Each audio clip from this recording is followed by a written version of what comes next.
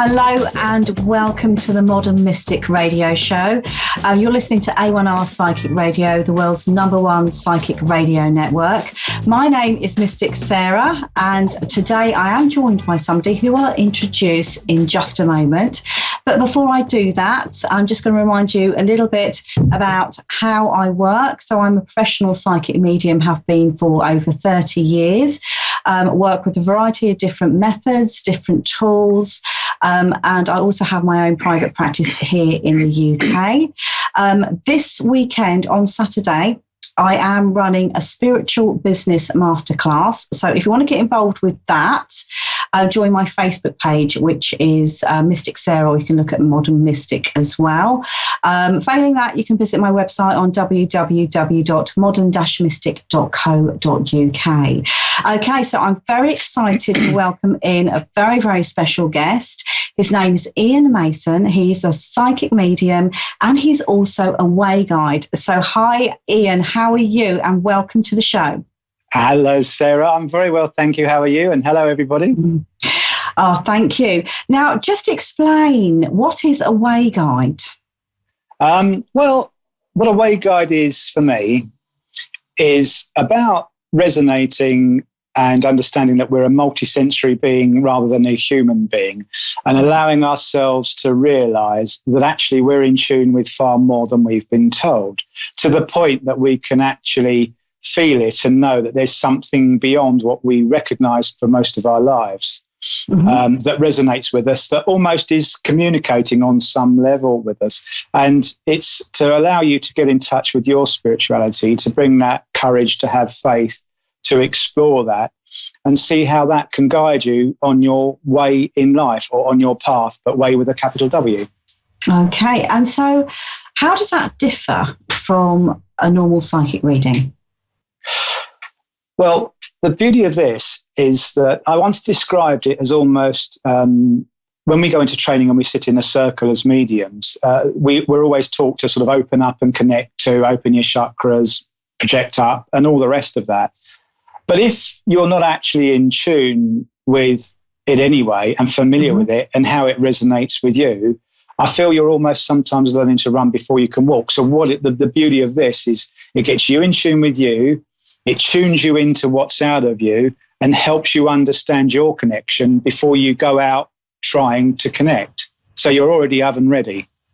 Oh, okay. So is this something that anybody could sort of learn and work with in that respect? Absolutely, because we are spirits in a human experience, to nick that good old phrase. And spirits in that human experience, you know, we can expand our energy beyond the five senses to sense and feel all that is with us.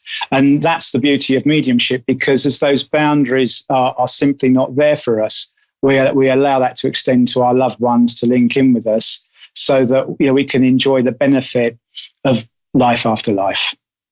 So tell us a little bit more about your work as a psychic medium. When did it all start for you? Well, I'm going to embarrass myself now. Very strongly when I was 8 was sort of my earliest memories, and I had an imaginary friend, and I'm going to do this in honour to my mum. His name was Little Diddy. He got up to all the mischief because I blamed him. But actually, it wasn't long before I realised I was actually talking to somebody.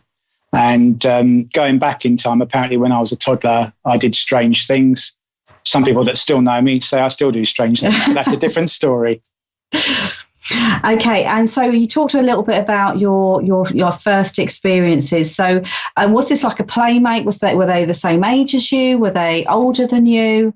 Yeah, he felt about a couple of years older than me. I would say I was strongly 8 is the first vivid memory that I've got. And I was playing with my toy cars, as you do.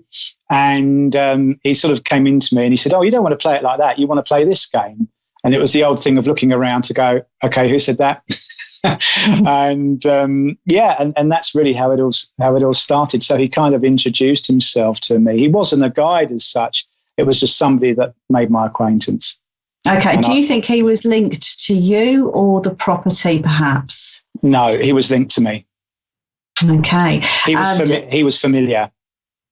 Ah, I see. So tell me about your most significant experience as a psychic medium? What's been the most jaw-dropping moment for you? I did a reading in a local church, and it was one of those nights where you went there for a night off to watch and support your colleagues who promptly got caught in a load of traffic and were unfortunately unable to get there.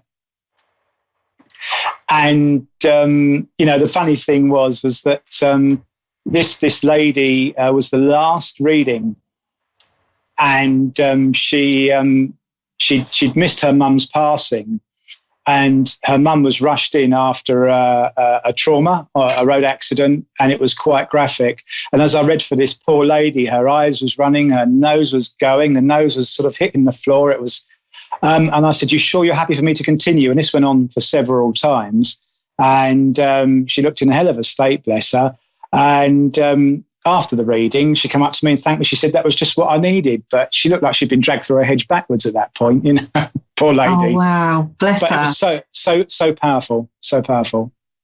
So when you work as a medium, how do you work? Do you see spirit? Do you hear them? Do you sense them? Do you feel them? Is it in telepathic communication? How does it all work for you? It works in different combinations. I mean, I always say to everybody, I'm not a medium of any type. I say I'm a medium. I come to work here in love, and it, Infinite Creator, and our loved ones communicate through me, using me as they can with the gifts that I've been given to be able to pass the message on to you. How that happens is less important for me than the fact that the reading is evidence. So sometimes I see, sometimes I feel, sometimes I hear actually, and it sounds like it's coming through your voice, which, on a technical level, clairaudience can come as, clear hearing, or actually through that sense through your throat of a speaking to you, but actually through the throat chakra. So I get all sorts. And so what are your future plans in terms of psychically? What are you hoping to achieve over the next year or so? It's definitely to establish myself further, project myself, and take the leap of doing this full time. I've got a huge passion for charity work and fundraising work, something that's very, very dear to me.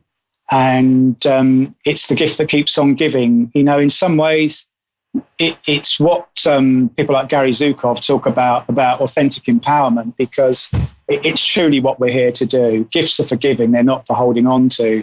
So my view is to share that out as best I can, sustain myself, and just keep on going. And in the keep on going, it keeps on keeping on. And I'm going to enjoy it, is what I'm going to do, because for me, the more you enjoy it and you're more authentically you, the more authentic you are. So let's just talk briefly about some of the other ventures that you're going to be involved in, or you are involved in. So you mentioned the charity work. So in particular, which charities are you supporting at the moment?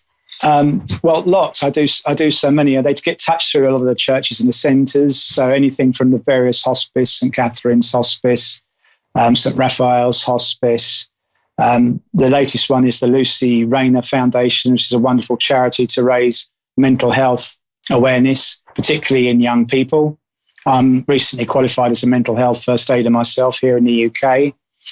And I also work with various church charities and promotion companies, LAD Promotions and Wimbledon Spiritualist Church, to raise money for various great causes. And it's just so great, because at the heart of most of the places that I work at, there's a charity link and a donation at some point on some level, which is great. So you're literally just doing good all as far as you can go. As far as I can do, just keep pushing on. And you know what? The latest one that I did on Friday in Kent was for the homeless of Midway, and I did that with a friend of mine, Vicky DeProse, and it was raising money to buy camp beds so that people that are homeless aren't lying on the floor. And it was an evening. We raised £500. Fantastic. What a noble cause, and what a wonderful thing to be a part of as well. It is, yeah. Right, okay, we are going to go on to our first caller, but before we do that, if people like the way that you work and are interested and they want to find out more about you and perhaps they want to book their own reading with you, how do they go about doing that? They can contact me via the good old Facebook, and they can search me as Ian Mason, and Ian is obviously spelled Iain Mason. They can find me on Instagram, LinkedIn, Twitter. My website is just in the final throes of editing. Never surprises me, ceases to amaze me rather, of how much work these things take. So that's going to be up very soon, hopefully before the year's end, which will be ianmason.com. Wonderful, wonderful. So let's go on to our first caller. Yeah. So we have Rhonda, who's in Medford, Oregon. Rhonda, can you hear me? Yes. Hi, Rhonda. How are you? Welcome to the show. Do you have a question for Ian? Yes, I do. I would like to hear from my mother. Okay. All right. Okay, come on in. Would you understand that your mum was a lady that was what I want to call a natural worrier? Would that make sense to you with mum? Yes. Because it's quite funny here. She's in the back of my head, and she's here sort of taking time to get ready, which is quite nice. And I know that as she gets ready here, she's very, very particular about getting her hair looking nice. Would you understand that? Yes. Okay. And she keeps on talking to me here about just hang on a moment. And she's very soft in her character, which is really nice. And she's putting on something round her neck, which looks to me like some sort of necklace or pearl with pearls in it or stones like that. But it feels quite important and significant for her. Do you understand that? Yes, I do. Okay. Now, she tells me that the necklace is dear to her and has value. And it feels that it's something that she would be very disappointed with if it wasn't with her. And it's really, really important that you understand that she's in spirit wearing this necklace. Does that make sense for you? Yes. Okay. Now, mum, bless her as well, is a lovely, lovely family lady here. And she's telling me that she likes to look after the family. And I would describe her as a feeder because she's a good cook. And nothing's too much trouble. And everyone that comes round, she wants to bake them something or give them sort of like baked goods. So I'm seeing pies and things like that. Do you understand that with her? Uh-huh. Okay. She's just talking to me here at the moment. She says that your head has been a little busy, and she says you've had a little bit of an upset, which has knocked you sideways or almost left you feeling a bit... not like you've had your insides ripped out, but you've had your breath taken away. Does that make sense for you? Yeah. She's just talking to me here that it's wobbled your heart, bless you, darling, and we were not going to talk about personal stuff over the air. But I know that she says to me that it's given you butterfly feelings, but she doesn't want you to worry. Okay. Do you understand that? Yes, I do. Okay. And as she comes close to me here, she's just bringing me back to a childhood memory, which is quite sweet because she talks about your favourite doll. And when you were very little and you were upset, mum would come along and sit on the edge of the bed with you there with the little doll. And it looks like she puts her between the two of you and puts her arm around you. And her consoling would be just letting you chat it all through. And she says she cheers you up or used to cheer you up by telling you little stories. Do you understand that? Yes. Okay, because that's what she's doing right now. She's come along and she's sat beside you, and she's brought your little doll here. And I know that she whispers in your ear, everything will be all right. And she kisses you on the cheek. And I know that she would have done that in the lifetime. Yeah. And that's just her way of consoling you. I know she has an awful lot of love. And I know here that if you cry, she cries. And she wipes away her own tears. And she offers this as a symbolic gesture of strength for you, so that if she can wipe away hers, you can wipe away yours. But I also feel that she would have done that when you were small as well. Yes. She's just acknowledging here. She wants to acknowledge the lady with the L name, and I can't understand what she's saying to me here. But it's like a lie or a Lee or a name like that she's trying to get through to me. Okay. I don't know if you can understand that. I don't know where the L name comes from. Okay, all right. And she's also given me either a reference or a name of baker. I have no idea. Okay, well, hold on to that. It may play out in time for you. Okay, so we're going to have to leave this here for now because we've got another caller wanting to come through. So thank you very much, Rhonda. I hope you found that really helpful. Thank you. You're welcome. Thank you. Take care.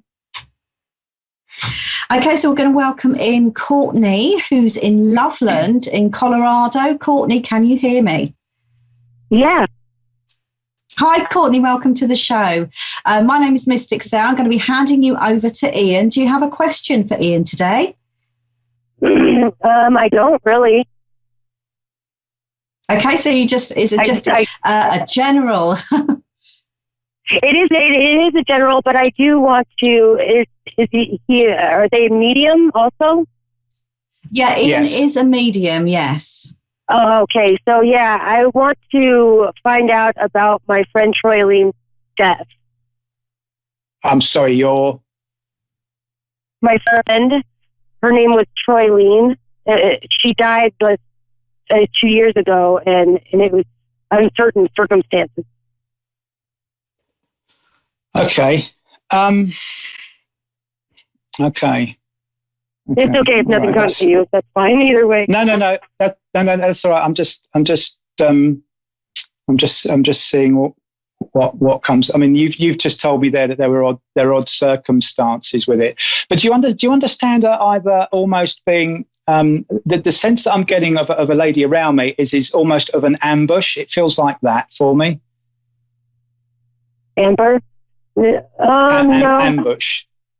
Because I just feel. Oh, yes, ambush, yes. Yeah.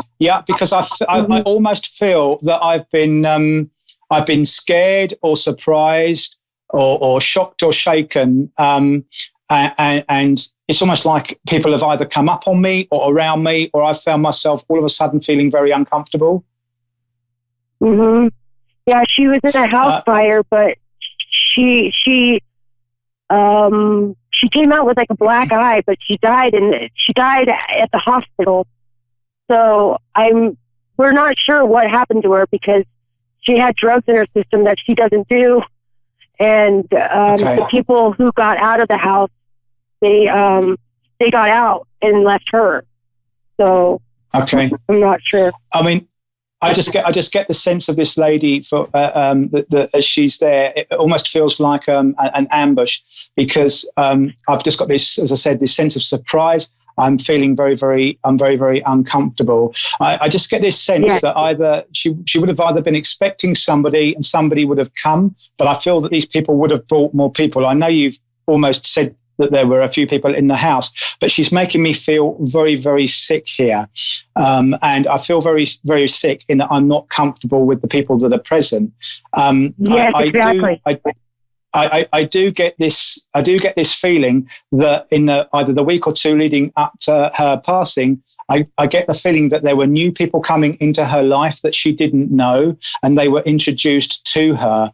And I also get the feeling that some of these people would have been people that would have come to the house that night, because I feel that whilst I don't know them, some of their faces are familiar. That's how it feels for me. Okay. She also feels, she was very uncomfortable. She did not like the house. Okay. Right. But she also feels very, very slender for me, and I feel that she was under a little bit of stress and duress in the last 2 weeks of her life. And if this is your friend that I have here, I feel that I was very, very nervous, very anxious, and I'm not eating properly, and I've got a weight loss. I'm seeing her as well with curly hair or like a wave in the hair here, and the hair coming down to about shoulder length here.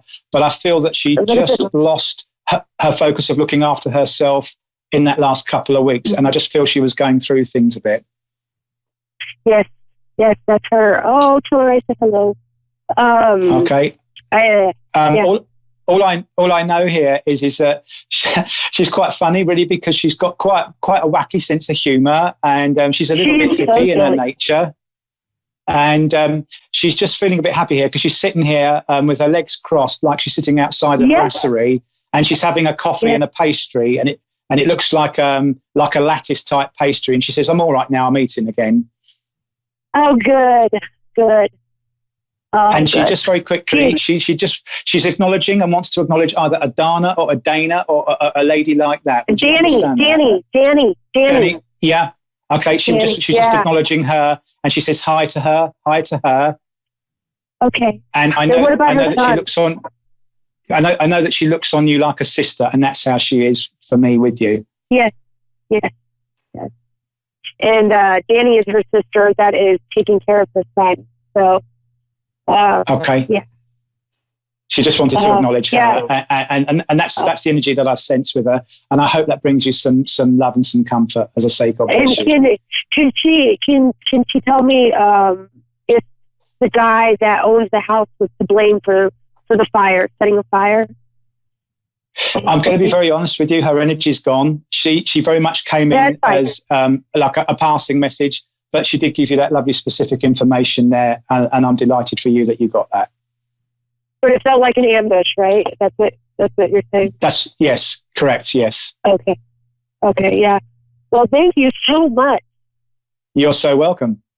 That's exactly what I needed. Thank you, Courtney. I hope that helped you. I'm pretty sure that it did. Absolutely. No, thank you. You so take care. Thanks. Bye-bye. Bye. And off she goes. So thank you so much, Ian. It's been an absolute pleasure to have you as a guest. I do hope you will return as well. I will, thank you. I will. You'll be more than welcome. So just remind everybody again how they can get hold of you, how they could get a reading with you. You can find me very shortly, in a few weeks, on ianmason.com on the internet. You can find me on LinkedIn, Facebook, Twitter, and Instagram. My email address is sensingspirituality@gmail.com, a little spiritual one for you there. And my mobile number, if you need to have that, is +44 for the UK. And my number is 07508 233 646. Fantastic. Right. Well, it's been an absolute pleasure having you as my guest. So thank you very much. And hopefully we shall see you again soon. You will. God bless you. Thank you. So just to remind everybody, if you would like a reading with myself as well, my website's www.modern-mystic.co.uk. You can again find me on Facebook under Mystic Saira and also Modern Mystic. And of course, you can contact, all our contact details are on the A1R Psychic Radio Network, not Facebook page, but website. Okay, so you can look me up there. Okay, so I'm going to wish you lots of love and light. Thank you for everybody that's called in and listening today. And I shall see you the same time next week. Goodbye for now.